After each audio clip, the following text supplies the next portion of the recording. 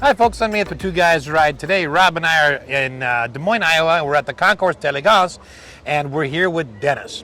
And Dennis has a fantastic story and a fantastic car behind it. So, Dennis, what kind of car do we have here? I've got a 1954 Kaiser Darrin. It's a car that they made 435 of them, and they made 50 of the red ones. So this is a fairly rare car. Fairly rare. It's extremely rare. Wow. So now let's start with the story of the car. Okay. And then we'll get into the story of how you got the car. But walk us through the basic story of how the Kaiser Darrin started. Okay. Well, in 1952, Kaiser was mainly family cars, and their lead designer was Dutch Darrin. Darrin was a famous car designer. He had a studio in Paris and a studio in Los Angeles, but he wanted to do a sports car. And Henry Kaiser, who owned the company, said, no, we make family cars. We don't make sports cars. So Darrin took it upon himself to make the prototype of this vehicle, and then invited Henry Kaiser to come to his studio. When Henry came to the studio, he hated it. He did not want to make this car at all. Okay. But he made a mistake. He brought his wife with him. Oh. And his wife liked the car. So therefore the car was. So they made the car. Now, the body of the car is fiberglass. That's correct. And it was actually, they developed a new type of fiberglass. Right. So in the late 40s and early 50s, Darrin worked with Glasspar to develop a formula for a fiberglass that they could use on a vehicle. And both the Darrin and the early Corvettes used that fiberglass. It was a little more sturdy than some of the fiberglass they were using for other applications. Okay, so for all of you Corvette lovers out there, this is your start. This is where the Corvette came from. Tell us that story. So in the 52 New York Auto Show, Kaiser showed the prototype of this car. Shortly after that auto show, the story goes is that General Motors sent their engineers to Darrin's studio in Los Angeles, and they took all kind of pictures of the prototype, and 6 months later they had a Corvette. Just a coincidence, I'm sure. I'm sure, yes. Okay, now, of the Kaiser Darrins that were made, okay, when the company quit making them, they eventually went into Jeeps. So what happened was in '53, Kaiser acquired Willis. Okay. Or Willys for those people that don't really know that its name is Willis. And so the Willis made the Jeeps. They also made Aero automobiles, and the engine out of the Aero, which was a 90 horsepower F-head straight six, is what they used in the Darrin. So in '55.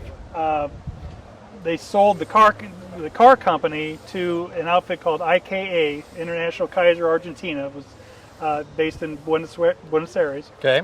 And what we called the Manhattan, they produced as the Carabella until the early 1960s. But Kaiser kept the Jeep. Okay. So it was Kaiser Jeep from '55 to 1970. When they sold it to American Motors. Okay, so this motor, as you said, is the 90 horsepower from the Willis. Right. Okay, and when the factory closed and they quit making this, there were some Kaiser Darrins that were already sold and made, and there were some that were left in the factory. Correct. There were 50 bodies left. Those 50 bodies Darrin claimed as his own, took them back to his studio, and stuffed Cadillac V8s in them. All right, so this is not one of those. This is one of the original. No, this is car number 152 out of the 435 that they made, and that's kind of an important number because depending on where you are in the series, things change on the car. Things changed. Yeah, this was a depending on what parts they had in the bin, or So all right, talking about things changing in the motor, it's painted. You've got the green motor block and you've got the orange air filter, but that wasn't always that color green. That was what it's supposed to be. Right. Yeah. It's spec'd out. It was called John Deere green, but in reality, what would happen is that when they would run the cars down the line, whatever paint was left, they would put into a barrel, and mix it all up, and that's what they would paint the engine blocks with next week. Which is the same thing that happened to, say, the vinyl or the leather. I'm not sure which it is, leather or vinyl in the interior. It's a vinyl. Okay, so on the vinyl in the interior, that would change slightly too. Well, not so much there. The first 50 cars had a different pattern, but Okay. all of the cars after that were the same. We're the same, okay? Yeah. And talk to us about, the doors are so unique on this because they slide into Right. the fenders. Can you just Sure. pull that out and slide it in? Okay, so on the doors, Darrin had the patent on these doors, and this was the only vehicle they'd ever used it on. I get asked all the time, why don't they do that now? And it's like, well, because they don't have fenders that are 3 feet long anymore. Right. They're more like 3 inches long. It just slides right in there. So that track changed a number of times over its production line. Right, so again, the early cars and the track, they used ball bearings. But the problem with that is if you parked on an incline, the door would come slamming back down on you. So they went to a plastic glide, and that way the door stays wherever you put it. Okay. One of the design elements of this car that is unique to Darrin is what they call the Darrin dip. So you see it come down and then bounce back up over the fender. Yep. So Darrin used that same design on other cars that he made. There's a Packard Darrin, there's a Model A Ford that Darrin designed that if you look closely, you'll see that same dip design in there. Now there was a point at which, because of government regulations, where they had to fit a front indicator. That's correct. And they had to change some of the body, which bothered the designer. So the original prototype of this car did not have turn signals, and it had a split windshield in it. So in '54, they came out with new regulations for vehicles that you had to have a turn signal, you had to have a one-piece windshield. So in order to accommodate that, they had to actually raise the fender a little bit, the lines of the fender, and Darrin just about had a heart attack over that because he didn't like that. He wanted his original design. So if you see any of the prototypes, they do look a little bit different. They actually sit a little lower in the front. A little bit lower, right. Okay. And if you get a good angle, you can see the crease that's right up here. It's very minute, but there is a little bit of a point. It's not totally rounded. It does come to a little bit of a crown. All right, so talk to us about the wheels. The rims were a little difficult to find? Well, when I was restoring this, the wire wheels were missing off of this car. The guy that my dad bought it from had 2 of them, but he took some of the parts off of this one to make a good one. So I was tracking down parts for it. Some of the parts took as long as 5 years, but the nice thing about the wheels is that they were kind of a lot of the independent makers used the same wire wheel setup, just with different hubs on it. So, okay. So I was able to source those pretty easily. All right, and they actually use that same wire cap on a couple different cars. Right, yeah. I know Nash for sure used these. Okay. Depending on the tires they use, though, the plate that actually mounts this to the wheel, because these are actually mounted to the wheel. I'm not going to lose it going around the corner. Right. But depending on how deep the wheel was, it might have a different plate on the back of it. Okay. So we had to do some modifications to make sure that it fit on the Darrin. Now the emblems that are on the rims and as well as the trunk. Right. Those look like brand new. Right. So the Kaiser Fraser International Club has a manufacturing fund, and not just for Darrin, but for various models in the Kaiser line. They've remanufactured some parts. So those are a remanufactured part. There was a gentleman in New Jersey that was remanufacturing the script and the little K's that hold them on. So I was able to get those. When you're doing a car like this, the internet's a wonderful thing. You're able to track down a lot of things that would have taken you a lot longer before. There are other people in the club that as dealerships went out of business, they would buy their entire inventory of parts. So they've got NOS parts. Being a member of the club, it's a great resource because you're able to get people that have done these cars. They know where to.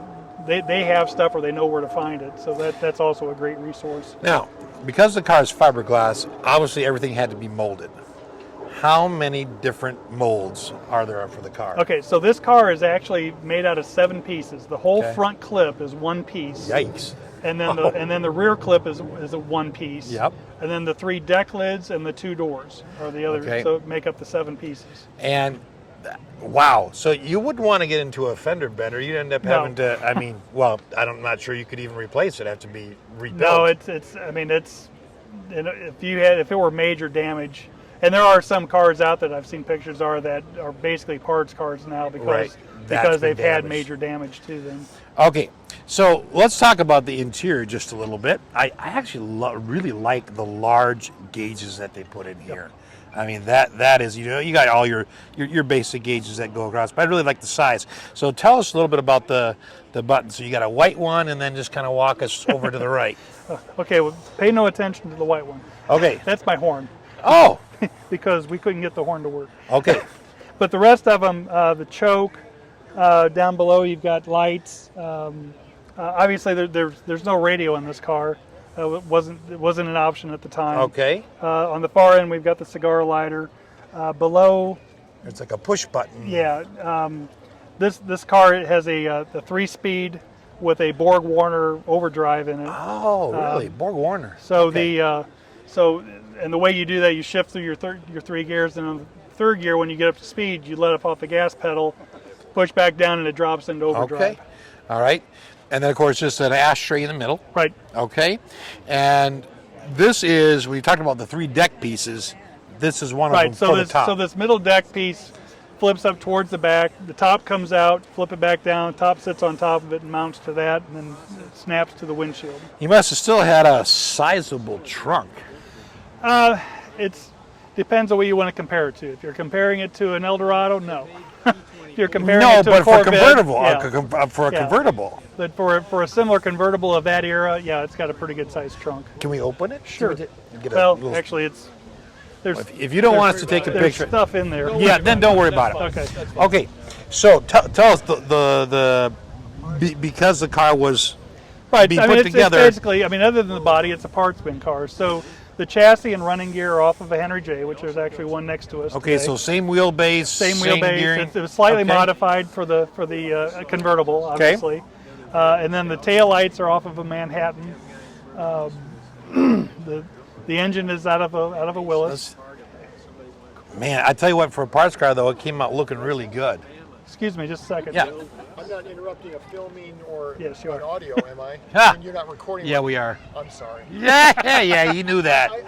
I need to put this on his car so he knows he won either first, second, or third Great. place. And I wasn't going to do that if you were in the middle of filming something, but it looks like I did anyway. So It's a good chance to go put it on. Great. Thank you. Never say we don't bring luck. We accept cash. Okay, single exhaust. Single exhaust out the back. Okay, and a little license plate light right there. 245. Okay. Wow. Okay. Now, let's talk a little bit about the story about how you got the car, because this wasn't yours originally. No. Okay, so my dad bought this car in 1971 from a guy that had 2 of them. There were a number of Darrins in our area. My dad liked the car. At the time, it was, when he bought this car, it was 17 years old. It was basically a used car. It had not much value. Right, cash-wise, there wasn't much. Right. So, but my dad was a car collector. He liked orphan cars, and going back, I was about 6 years old when I remember the first car that he bought. It was a 1930 Essex. Okay. He had a 1949 Jeepster. I have 5 brothers and sisters. We could all fit in both the Essex and the Jeepster, and he traded both of those on this and came home with this, and my mom about shot him. Traded the family cars for a 2-door. Right, that's right. Oh man. Okay. To be fair, we had two station wagons too. Okay. So. Well, then he at least had something. But all right. So your dad brings the car home. It's drivable shape. It was his daily driver. It was not a show car by any stretch of the imagination. He repainted it. He repainted it. It was white when he bought it. He painted it a DeSoto green because he liked the color. Okay. We had owned an appliance store, so we had warehouses So we You had could cars just- squirreled all over. All over the place. Yep. My dad in the early 80s was killed in a car accident, and we had to get rid of the store, so we lost I'm all sorry of to our hear that. storage. So we got rid of all the cars except this one. And so it sat in the garage for 20 years. Okay. And so I went to my mom. They started going up in value, and I said, hey, I'd really like to restore the car. And in doing the research on it, we found out, checking serial numbers, that, hey, this was a red car. Okay. So we stripped it all the way down to the bare fiberglass, had it re-gel coated, and had it painted back to the red with the black interior. Now, the interesting thing about this red, the unique thing is, it's actually as close as you could possibly get to the factory red. Right. There's the gentleman that has a Darrin out in New York who has, it's just a pristine Darrin, but he had color matched his car. So Okay. so we used that color match then to use the coat off of that to get the paint. It actually matches up to Mack Fleet Red. So if you see Okay. some red Mack trucks going down the road, That's what it was labeled. All right, we can go back up front and we'll Sure. wrap up. All right, so Dennis, just a couple more questions here. Sure. What got you into cars? I've been around cars all my life. My dad was a charter member for a local car club. They were all into orphan cars. There were some Fords and Chevys, but there were cars like the Moon Diana, Franklin's, Okay. Kaisers, Nashes. So you those grew up kind of around cars. these So I cars. I grew up around them. So this was a very natural switch, Yes. and you happened to have the car parked in a garage that That's you right. had access to. Yep. Well, I'll tell you what, on behalf of automotive people everywhere, thank you for preserving this piece of history Sure. for the rest of us to enjoy without having to put any money into it. We for sure appreciate your time and your information. All right. Thank you. Thanks for watching.